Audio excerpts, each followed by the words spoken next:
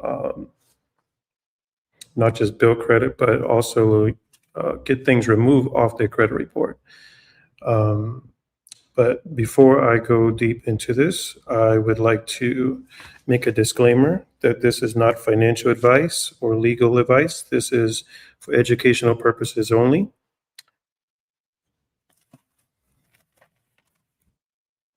Okay, let's see. All right. So I hope everyone is doing well. Uh, let's see. Okay. Let me start by going over like my journey. There was a time, sometime back in, let's see, about 2012, 2013, I did not have any credit at all, any personal credit. And I was calling myself to go around looking for a house.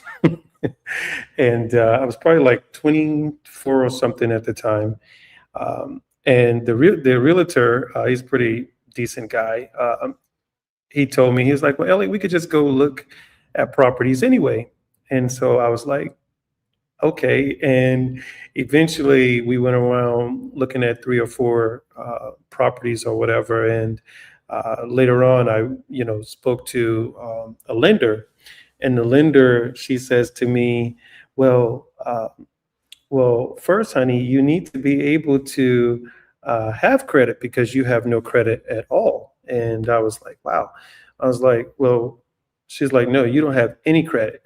And she said, you need to make sure that you have a something like a major credit card. You need to make sure that you have what is that um, like a credit line with like a furniture company.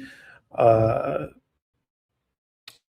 because I guess when most people starting off, renting or um, having a home or something, most people probably go to like a furniture store or something, and they, get furniture, upholstery items or whatever for their home. And some people, they use credit or trade lines, a line of credit to, um, you know, pay every month, showing that they're a good borrower.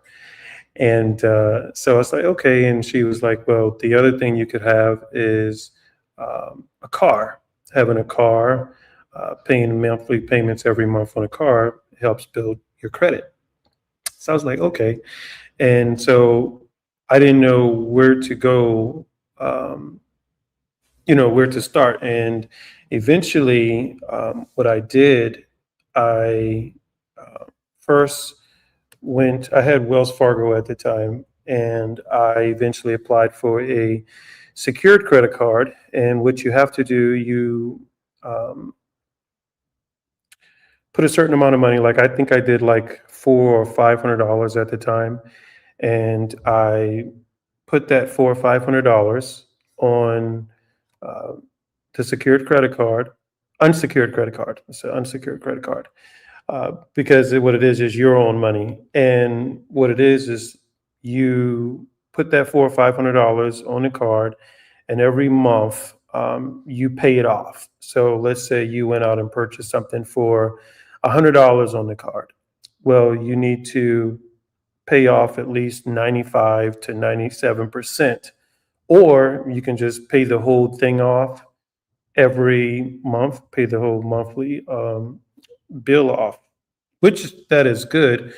But one thing that I noticed, that I met this one gentleman while I was working at the hospital, and this was a couple of years ago, and your credit score ranges. Personal credit goes from 300 to 850. So the gentleman, we were talking about credit, and I think mine was only like over like 700 at the time, and he had 850. And I was like, what? How did you get 850? I was like, I never see anybody with 850. And he was like, oh, it took a lot of work. He said he was just into it, and he said what he noticed was he would just pay off the whole entire credit card every month, whatever credit cards that he had. But what he noticed, he needed to leave a little bit of something on there. So he was paying it down to like maybe 5% or 3% on the credit card. So he didn't pay the whole, like, say, like if you have a credit card and it has 15,000 line of credit and you use 1,000, what he was doing, let's say if he spent 1,000, he ended up just probably paying it down to like not paying 950 out of that $1,000 every month. And that's how he said that he was able to, uh, he had multiple lines of credit, but he would pay it only down to like 3 or 5% and not pay the whole entire uh, what do you call it, loan or whatever line of credit off. Okay, so that's what I started doing. I went to the bank and got an unsecured debit card, put the money on it, and that is for you. This is for you all who don't have any credit at all. You can do those steps. So the first step is getting an unsecured. Go to a bank, get an unsecured credit card, put a certain amount on it, and then you would pay that amount off every month. Every 30 days or whatever, you should get a statement and you pay that off on time. And you can probably just simplify things by making sure you put it on auto pay so that you won't miss the payment. And then the other thing I did a little while later, I think I bought a car. So I bought a thing, and that helped. So I was doing that. And I can't remember, it was probably 2012, 2013. I can't remember. I bought something like I think a breakfast Nook dining set that was only like $500 or something like that. Because I didn't want to put something big on credit. And I don't think at the time, I don't know where I was at financially, but I bought like a $600 little breakfast Nook dining table, and I was just making payments on that. And apparently, a little while later, sometime in 2014, I was able to get approved for a secured credit card from Wells Fargo. Now, the only thing is Wells Fargo, because when you travel to different countries, you'll be able to traveling internationally to multiple countries, is that I like to choose banks that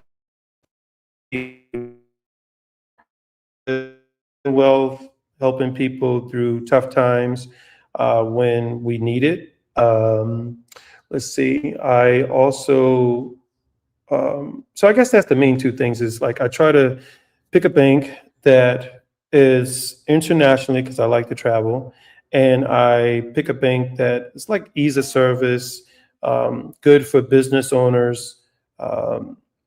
And let's see, what's the other one? I just said it, but I just said it.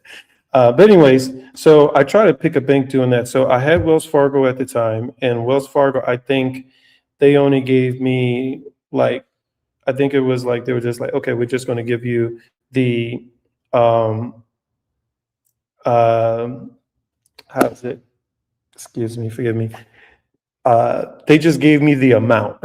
They were like, oh, we're just switching you from the $400 to $500. Now, I ended up getting a $13,000 line of credit from Navy Federal. Now, this was when I noticed, I was like, now I could apply for a home. So I applied for like the $13,000 line of credit from Navy Federal. I didn't know what I was getting. I just applied for credit. And when I called them and I was on the phone trying to see if they would give me like a line of credit, they accepted me just like that. And I think, just like I said, my credit score was just over 700. And what I would say, when you are applying for credit, this is another thing, and you'll hear me say this throughout this video. Um, when you're applying for credit, you don't need to keep applying for things. You only want to apply for something maybe 2 or 3 times out the year, as far as your credit inquiries, like hard or soft. Now, the soft inquiries, those are ones that don't impact your credit or stay on your credit report. But if you get something that's a hard inquiry, it stays on your credit report for up to 2 years. And sometimes it could be difficult getting approved for other things once these uh, credit lenders pull your credit report. So the other thing was, as far as getting um, this 13,000 line of credit from Navy Federal, um, I waited for like a few months, and then I applied for a home. Now, even with me saying this, of saying, "Oh, you should have good credit when it comes to a home," yes, that's true. So I would recommend anyone looking to buy a home or property to at least have over uh, a 700, or about a 700 credit score, because what it is, it helps with your interest rates. So when you have like 700, a 700 credit score or more, and you have these mortgage lenders or so, or banks, that want to approve you for a home, because they want to make money too. So the thing is, they'll pull your credit and they'll see the 700, 720 or so. And then they'll say, okay, well, how much do you make annually, or whatever the case may be, monthly? Um, so they'll look at all your financials. And I think the other thing that helped me at the time was that I had multiple retirement accounts, and I think they were only totaling up to like maybe 70 or $80,000 I had at the time, and I probably only had like um, maybe less than $5,000 in my bank account.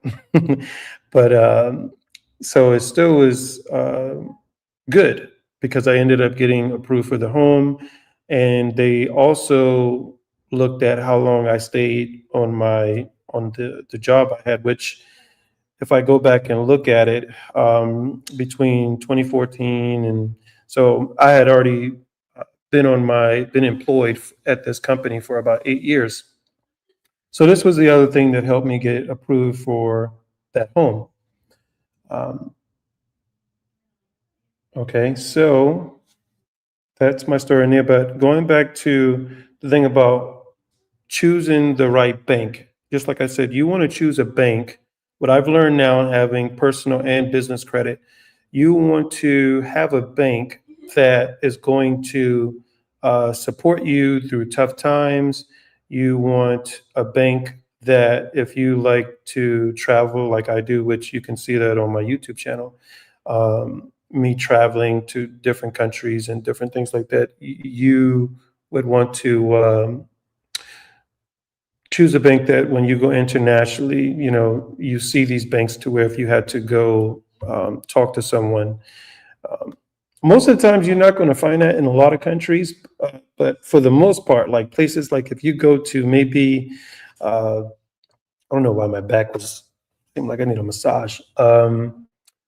If you go to like Istanbul, Turkey, or if you go to Dubai, I'm not sure about Italy or France or something like that. But for the most part, you want to choose an international bank that it's in multiple countries, to where you can have ease of banking.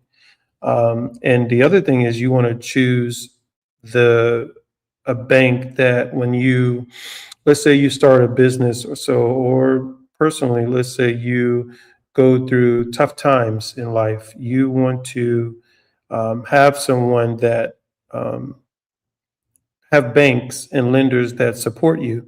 Now, what I would recommend, and they're not paying me for this, but I'm just going to mention it. When I experienced a financial hardship, um, uh, one thing that I noticed, well, it was, I take accountability for it because I was making like maybe over like $180,000 a year. And what I did, I left my employer of making 130, then I still had my short-term rental property.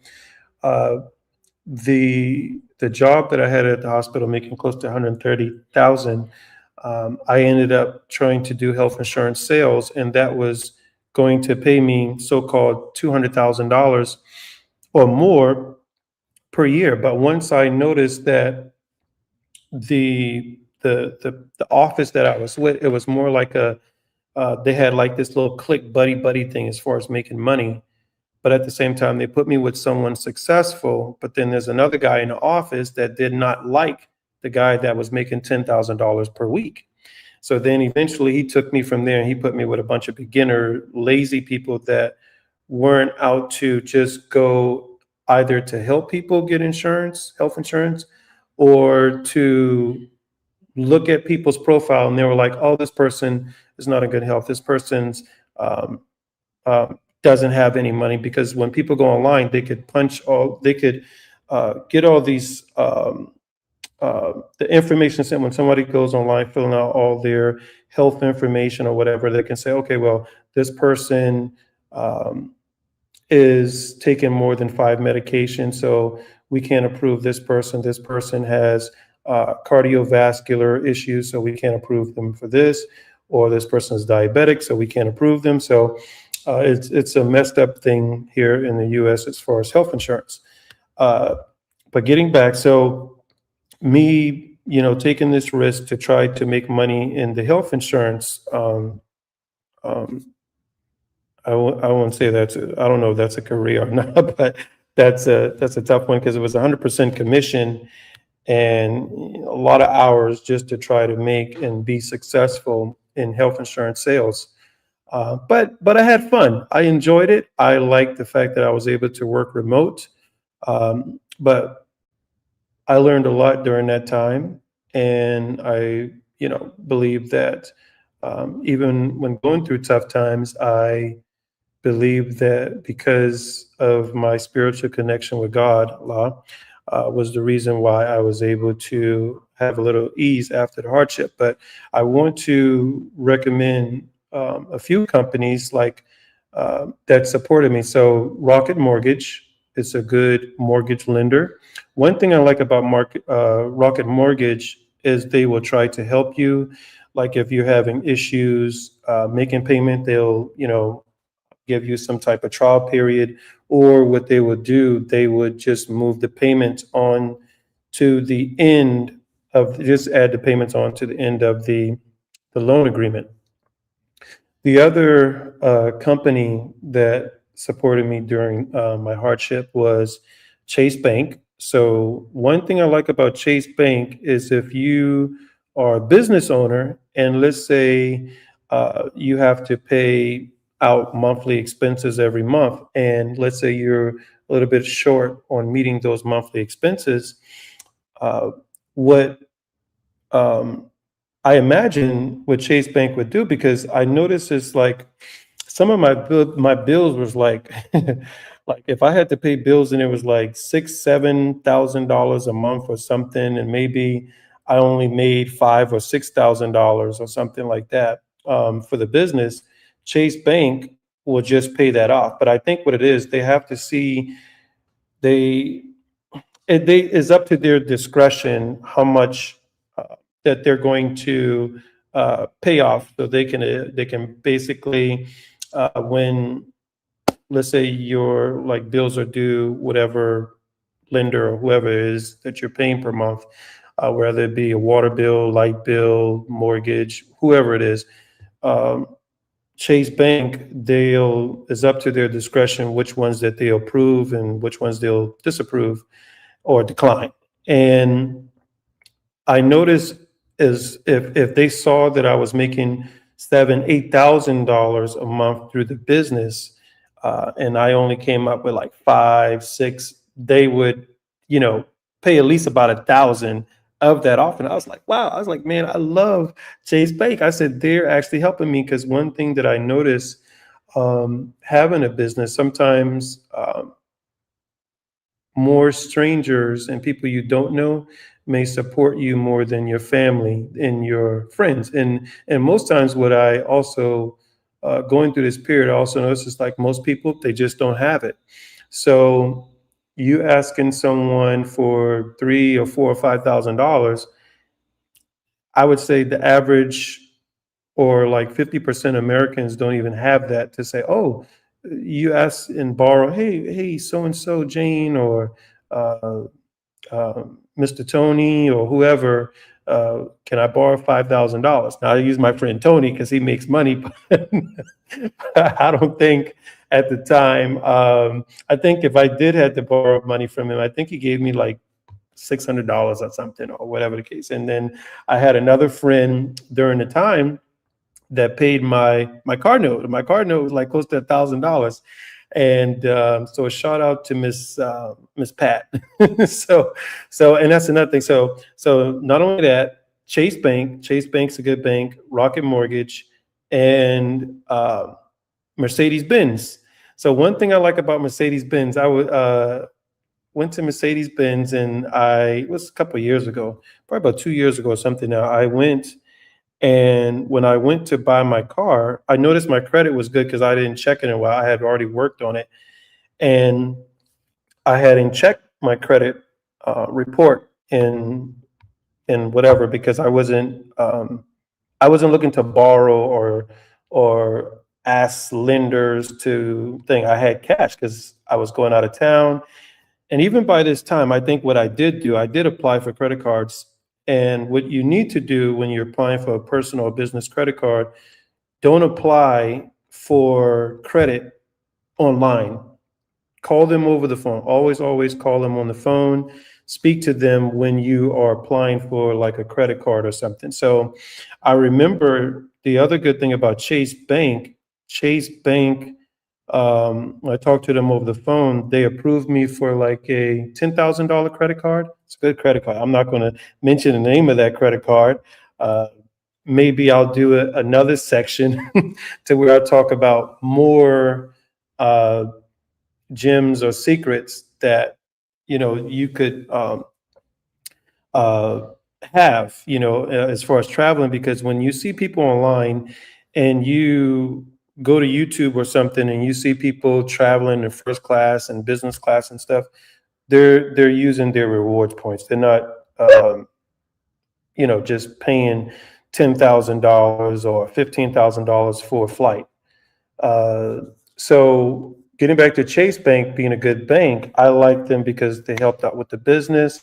But the other thing is I have two personal credit cards with Chase Bank, and one of those is it was a 10,000 or 9,000 credit limit. Then they increased my limit like the next year or something to like 13,000. And then I called and applied for another credit card because I read this good book, and this book was talking about how good this credit card is for traveling. So I was like, wow, I need to, try to get this credit card. And when I got that credit card, they approved me for like a 15,000, or about a 15. And then I noticed like within a couple months or so, they eventually increased the amount up to $18,000. And I was like, dang, I said, man, I love Chase Bank. But one thing that I love about Chase Bank is the fact that they were being very supportive of me during my financial hardship, and they still are. And the other thing is, to go back to Mercedes Benz, I remember when just like I said, I didn't know what my credit score was at the time, but I imagine it was good because I hadn't bought anything and, paying my debts and stuff like that. So eventually went to Mercedes Benz, and I was like, you know what? I'm making good money. Let me just go ahead and I can give up like $1,000 a month, And then I saw this vehicle, the Mercedes Benz S 550 that y'all see on my YouTube channel, a video of that. So when I bought that vehicle, the biggest thing was the insurance. I was like, okay, if the car is going to be about $1,000 a month, well, what is the insurance looking like? So, because I was like, okay, this is like $100,000 car, even though I didn't pay the $100,000 for it, but it's over 100,000. But I was like, okay, what is the insurance company going to say? Because insurance is like a ripoff. So eventually, these insurance, they wanted to charge me like six, $700 per month, on a vehicle, and I can do six, and like, well, like going with another insurance, and I paid like $400 a month. So it was only me giving up a month for the car. But even during my financial hardship, Mercedes Benz, they did the same thing. As long as I tried to make my payment, sometimes I paid it late, but then eventually they give you like a little window to pay it. And even if I was getting a little bit behind, like they'll blow your phone up though, and whatever. But the good thing is I see that the people working for Mercedes-Benz Financial are very supportive when time to make your payments. And matter of fact, when I bought my car, the financial manager that was signing was there with me signing all the paperwork, because I told him, I said, well, I'll only buy this car if I don't have to spend hours here signing documentation.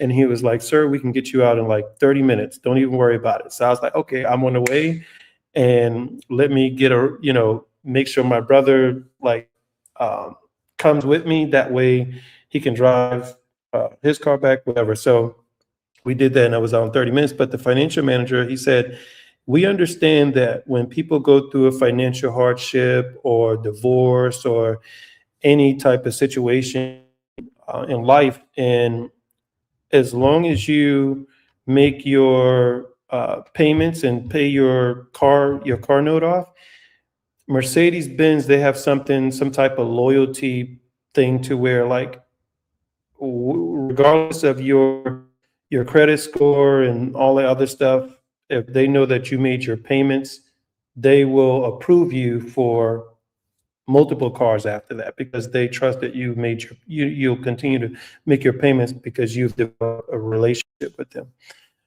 Okay, so that was a little bit of, I wanted to give like, and the reason why I'm talking about this stuff is I want to give you all something that you could possibly relate to, and show you that, just being honest and open about my journey into building personal and business credit, and my challenges that I had to face in order to build up my credit score. And now I have an attitude to where I don't care, because I know how to build my credit score back up, because I've done it like 3 times already.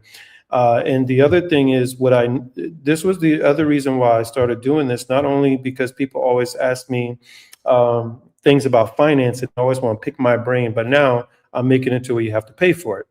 But the thing was, in the past, I had like 3 companies that I would have like to help me with my credit score. So I remember like this one company, I think I paid like $299 or something like that. This was probably like when I was like 21 years old. They send me like this list of letters. And what happened is, in this list of letters, it was just saying, hey, you need to do this step, this step, this step. But I didn't understand it at that time. And it's funny enough, while I was coming up with my material, my content yesterday, one of my buddies that called me, I actually gave him these paperwork because he wanted to look at it, and he never gave it back. But this was probably like I said, this is like maybe 15, 16 years ago when I gave him that paperwork, and he never gave it back to me. But it's funny that I ended up speaking to him yesterday while I was going over this credit stuff. And then I also noticed that there were a few other companies that they'll help you with your credit, but it was almost like they want you to, like, you have to pay like a sign up fee of like $100 or something, or $200 or $300. I think I paid one for like, it's supposed to be like $300 or something, but I paid like $250 or $249. was the discount at 249, and then even with that, I still had to pay like $99 a month subscription, uh, just for them to go over my credit, and help me build my credit. But then the thing I didn't like, I felt like I was doing it myself because they would send me like these like one-page letters to my house and say, "Hey, go ahead and send this," and I'm like, "What?" So eventually, right during that time that I was paying this company, there was a gentleman, um, on Facebook, and I can't remember his name. I'm usually not using Facebook or anything, even to share my YouTube content. Sometimes I'll share it, but I don't like Facebook. I don't like Threads. I don't like Instagram. So I'm not usually on those sites. But anyways, so the gentleman, he basically, I remember him doing a video one day, and he says, "Hey," he's like, "let me tell you something about credit." And he was just going, I was like, okay, I already know where this was going. I just wanted to hear. And then at the end of it, he says, "What I'm going to do, I'm going to give 10 people, and only 10 people, these documentations for building credit." And I was like, and this was probably like in 2021 or something. So he gives me, so I didn't know him. I just, I knew him through a mutual friend, and I had added him. I think I was in like some type of Facebook group or something, and that's how, um, I know of him. But he's this quiet, laid back guy, military guy, and well, I think he's a veteran or so. But anyways, so one day he's just talking and just going on, and he's a very intelligent guy. And I was like, one day I would like to be partners with him with something, because I know that he has the ambition to go further and do more. I like his attitude. So, and even with me building this up, I would be open to, uh, giving something to him for blessing me to be able to learn more about credit, and sharing this with you all as well. But I wanted to give you all a little background of my journey. But what this gentleman did, he gave me like these documentations or whatever to build credit. And I also want to say, the other thing is that he said was very important, because I noticed this too, which I already knew this before. So remember, I was talking about how, like, when I was about, well, this was, let me just give, instead of mentioning my age, I just, not that I care, but the date, I can remember the year. So in 2012, 2013, when I was looking for a home, I noticed that certain things that I tried to pull off my credit report, I wasn't able to. So one thing that I did, I owed like Verizon like $1,300, right? Because it was me, my brother, and my sister, and we were all on the same line. I mean, on the same uh, uh, whatever, whatever they call it. We were all on the same bill plan or whatever, and we were leaving from Verizon and going to like another service or something. Or I think what it was just that my sister, she was getting married, and then my brother, I don't know what happened with that. I was probably just getting tired of him because he do stupid stuff sometimes. But anyways, so I think we just wanted to, in that account. That's what it is, account. We were all on the same account. So anyways, so what happened was I still owe that $1,300 bill for Verizon, and yeah, I was responsible for that because I was the account holder. So eventually, Verizon wasn't taking the phone plan or whatever. It wasn't uh, taking that off my credit report. So I was like, okay. So eventually, what I did, and what you all need to do, is when you uh, before you do anything as far as trying to say you're going to work on your credit, when I start going over and explain the documentation and telling you what you need to do, the first thing you need to do is you need to go and pull um, all three of your credit reports from each credit bureau, from TransUnion, Equifax, and Experian. So you need to do that first because you need to see the hard inquiries on your account. You need to be able to see all the account that the credit lenders or so that you owe, because you're going to need that information. And I'm going to go over, I have like the documentation here, but I have them that I'll pull up on the screen in a few, and then we'll go through what you need to do to um, work on building your personal or your business credit. Um, so just like I said, what you need to do is go to Experian, Equifax, TransUnion, pull your credit reports, and then the other thing you need to do, and I will pull it up now. Share my screen. Let's see, where is that thing at? I just had it.